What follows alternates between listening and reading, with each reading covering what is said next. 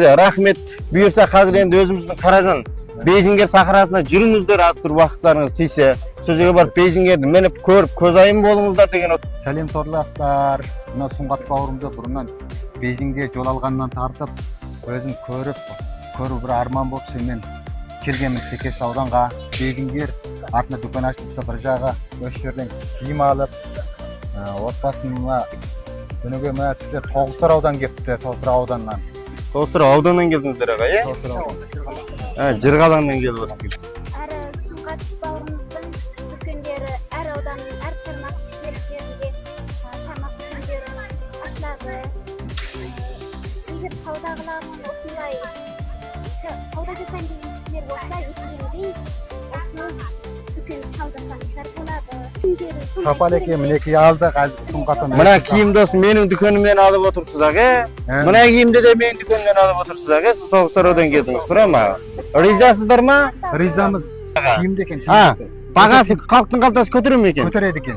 3 тал берсем 33 сомнан беріп жатыр мына жейденің өзін, ойлаңыз. Бірақ сапал екен, жақсы. Сапалы ма екен? Сапал екен. 39 сомнан беріп жатыр, жаңғыз алсаңыздар.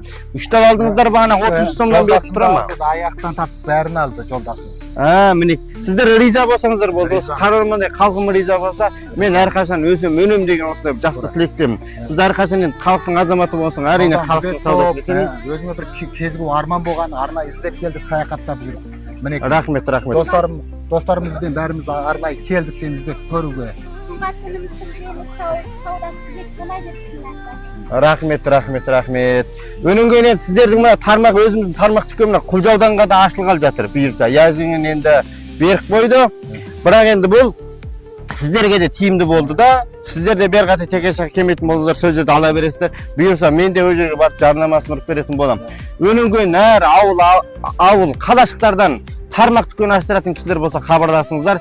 Бірінші айтқан кезде телефон нөмірім 152 99 25 91 31. Осы нөмірмен хатқа да қосылады, телефон нөміріме төте ұрсаңыздар да болады. Ал енді Тоғызтар ауданға өзіңізге де көптен көп рахмет. Бірінші айтқан кезде мені қолдап қуаттап, ой жақтан келіп жатсыздар. Сіздердің аз алдыларыңызда бір екі күн алды. Шихудан да келіп іздеп кепті өздеріңіз сияқты. Бірінші айтқан кезде менің осындай фенсиларым әрқашан аман болыңыздар, өсіңіздер, өніңіздер деген жақсыда бір тілектемін. Сіздерге де рахмет.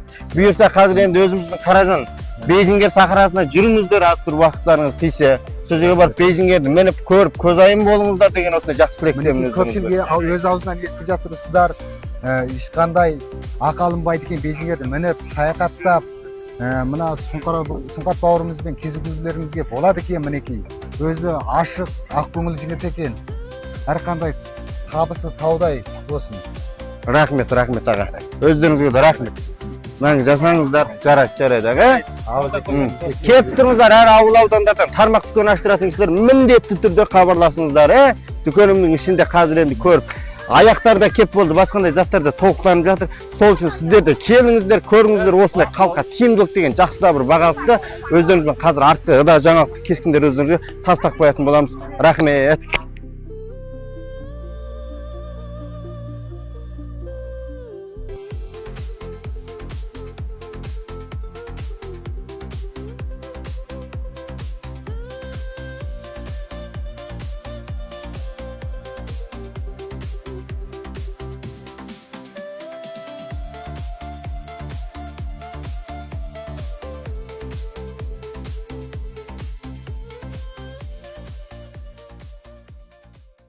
Міне, бұл менің өмірімдегі ең бақытты шақтардың бірі. Әр адамның өмір атты өз романы бар. Авторы да өзі. Қалай жазамын десең де өз еркің. Өмірдегі қиын сәттердің бірі жүрегің айтқан сөзді ауызбен жеткізу. Ал оны сезіммен тыңдай білу одан да қиын. Менің бір түсінгенім, өзің бақытты боламын десең, айналаңдағы жандарда бақытты болуы керек. Кенже? Рахмет саған. Не үшін? Жай, бар болғаның үшін.